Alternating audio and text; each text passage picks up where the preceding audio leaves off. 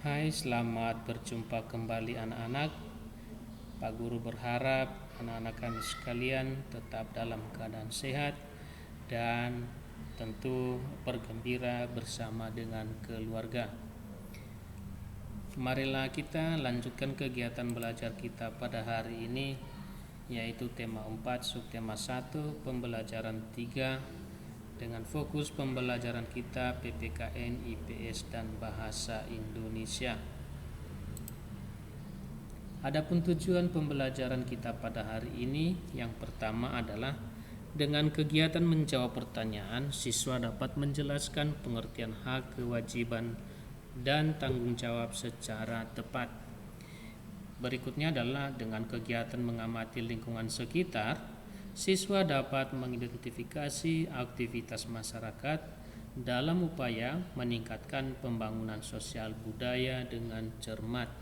Dan yang ketiga, dengan kegiatan mencari tahu tentang pantun nasihat, dapat menjelaskan makna pantun, bagian-bagian pantun, dan ciri-ciri pantun dengan benar. Nah, amatilah gambar di sebelah ini. Ini kalau kita melihat adalah ada sekumpulan atau sekelompok orang sedang memegang alat-alat kerja dan sedang melakukan interaksi, sedang melakukan kerja bakti. Nah, kerja bakti itu merupakan kewajiban sekaligus tanggung jawab setiap warga masyarakat. Nah, sebagai warga masyarakat, kita juga berhak untuk hidup di lingkungan yang bersih dan sehat.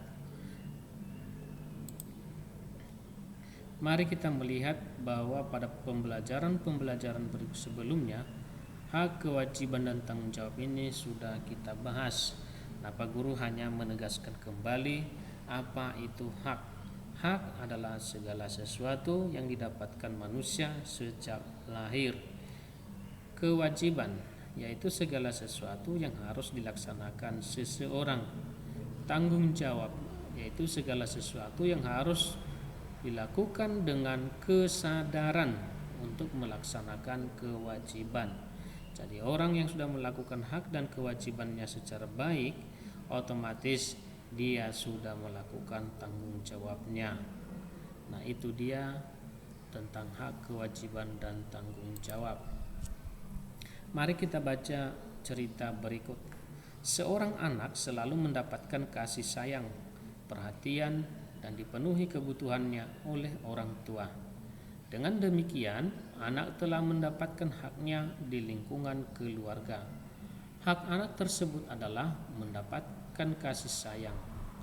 Karena anak telah mendapatkan haknya, semestinya anak menunaikan kewajibannya di rumah seperti belajar, membantu orang tua, menghormati dan menghargai orang tua dengan penuh tanggung jawab. Nah, jika anak melakukan itu semua, berarti hak dan kewajiban dalam anak telah berjalan dengan seimbang.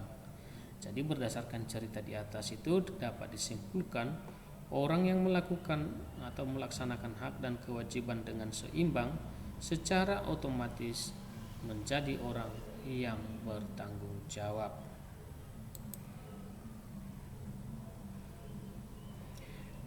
Nah, perhatikan gambar ini.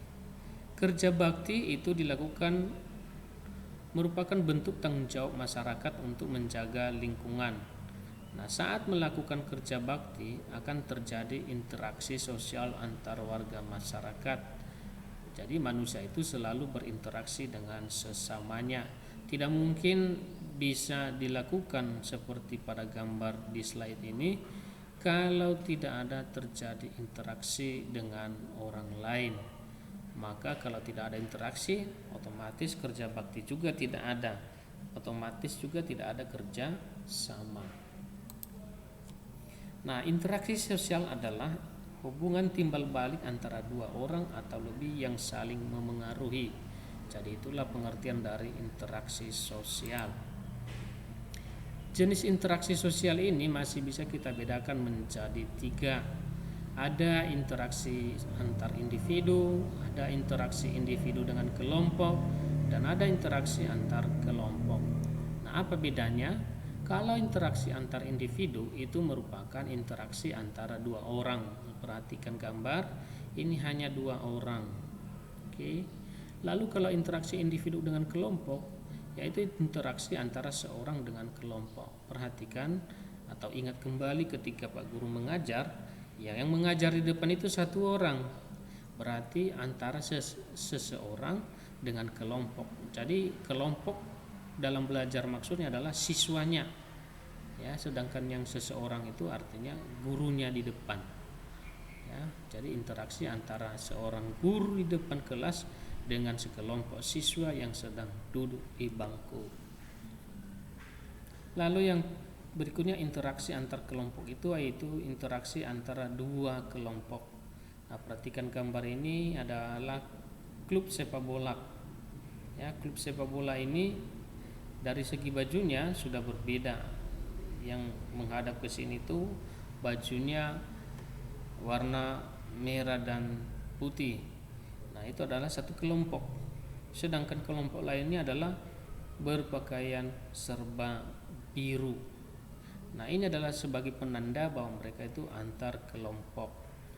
Ya, jadi ketika mereka bertanding bukan untuk diri sendiri, tetapi untuk sebuah tim atau kelompok. Nah, ini yang dinamakan interaksi antar dua kelompok. Nah, dengan berinteraksi manusia dapat memenuhi kebutuhan hidupnya. Itulah tujuannya kita berinteraksi dalam kehidupan kita, karena kita membutuhkan orang lain dalam proses untuk memenuhi kebutuhan hidup kita. Nah, interaksi sosial itu ada dua. Ada interaksi yang mengarah pada persatuan, ada interaksi yang mengarah pada perpecahan. Jadi lihat, yang interaksi yang mengarah pada persatuan di checklist dia, sedangkan yang interaksi yang mengarah pada perpecahan itu disilang. Apa maksudnya? Bahwa yang benarnya adalah interaksi yang mengarah kepada persatuan itu harus kita tumbuh kembangkan di dalam kehidupan sosial kita masing-masing. Bagaimana caranya? Kita berinteraksi secara sopan, hormat kepada yang lebih tua, dan tidak menggunakan kegiatan interaksi itu untuk mengejek orang lain, atau dalam istilah sekarang membuli orang lain. Nah, masyarakat Indonesia hidup tersebar di berbagai wilayah Indonesia dan memiliki keberagaman karakteristik. Oleh karena itu, setiap warga negara hendaknya menjaga interaksi yang baik untuk menghindari konflik dan perpecahan dalam masyarakat. Dengan menjaga interaksi yang baik antara seluruh masyarakat dan segala aspek sosial dapat mendukung pembangunan nasional. Nah, itu dia tentang pembelajaran PPKN, hak, kewajiban, dan tanggung jawab. Kita melihat sekarang pembelajaran bahasa Indonesia. Mulai dari kemarin pembelajaran pertama dan kedua kita sudah pengenalan pantun. Nah, pada hari ini kita melihat pantun kembali. Coba dibaca masing-masing pantunnya. Di laut ada kapal karam, sekarang jadi pemandangan. Kalau ingin hidup tentram, kerjasama mari utamakan. Nah, ini pantunnya. Pak Guru ingatkan kembali, setiap pantun itu terdiri dari 4 baris, 1, 2, 3, 4, dan keempat baris ini itu yang dinamakan satu bait. Lalu baris pertama kedua itu adalah sampiran, sedangkan baris ketiga dan keempat itu adalah isi. Jadi sampiran ini tidak selalu berhubungan dengan apa tujuan dari pantun itu, karena fungsinya sebagai pengantar rima supaya isi pantun itu nanti bisa cepat mengena di hati pendengarnya. Nah, kekuatan masyarakat terletak pada ikatan kerjasama. Nah, pentingnya kerjasama dapat diungkapkan dengan sebuah pantun, ya, seperti yang Pak Guru baru bacakan ini. Nah, bagian pantun ini juga pengulangan yang kemarin itu dibagi dua, ada sampiran dan ada isi. Nah, kita fokus kepada isinya, yaitu baris ketiga dan baris keempat. Biasanya makna dan amanat sebuah pantun ada pada bagian isi, ya. Jadi makna dan amanatnya itu lebih baik dicari pada isi, ya, karena di sana bisa kita temukan. Nah, kita kembali melihat pantun tadi. Di laut ada kapal karam, sekarang jadi pemandangan. Kalau ingin hidup tentram, kerjasama mari utamakan. Nah, kita mau melihat apa isinya. Nah, isi ingat kembali di barisan ketiga dan keempat. Isi atau makna pantun di atas adalah saling bekerja sama agar hidup menjadi tentram. Lihat ya, kalau ingin hidup tentram, kerjasama mari utamakan. Ya, jadi maknanya adalah saling bekerja sama agar hidup menjadi tentram. Ya, jadi kalau Pak Guru minta apa isi pantunnya, tidak semua baris di bait ini dicari, hanya di baris ketiga dan keempat. Oke, paham ya? Nah, anak-anak, setelah kita mempelajari tentang hak dan kewajiban serta menentukan amanat pantun, berinteraksi sosial dalam kehidupan sehari-hari, maka kita sampai pada penutupnya. Supaya ada kegiatan anak-anak, Pak Guru kembali berikan tugas. Nah, ini yang dikerjakan adalah hanya uji kompetensinya saja, yang isian. Nah, IPA itu ada di halaman 6, Bahasa Indonesia ada di halaman 7, SBDP ada di halaman 11, PPKN ada di halaman 21, dan IPS di halaman 23. Nah, untuk mengerjakan ini hanya menjawab isiannya saja.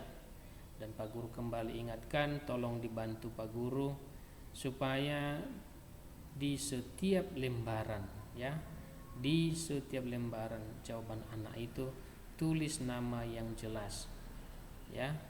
Ada memang 1-2 juga siswa, ada misalnya di selembar itu ada sampai 3 tugasnya, maka 3 juga dibuat namanya. Itu sebenarnya tidak perlu, itu terlalu mubazir. Cukup di atas halaman itu saja, 1 kali saja menulisnya. Tapi kalau ada halaman berikutnya lagi, ditulis juga hal yang sama, tetapi bukan berulang-ulang dalam 1 halaman. Ini boros, ya, tidak efisien. Nah, itu saja anak-anak yang Pak Guru bisa sampaikan. Pak Guru hanya bisa mengucapkan terima kasih dan sampai jumpa lagi.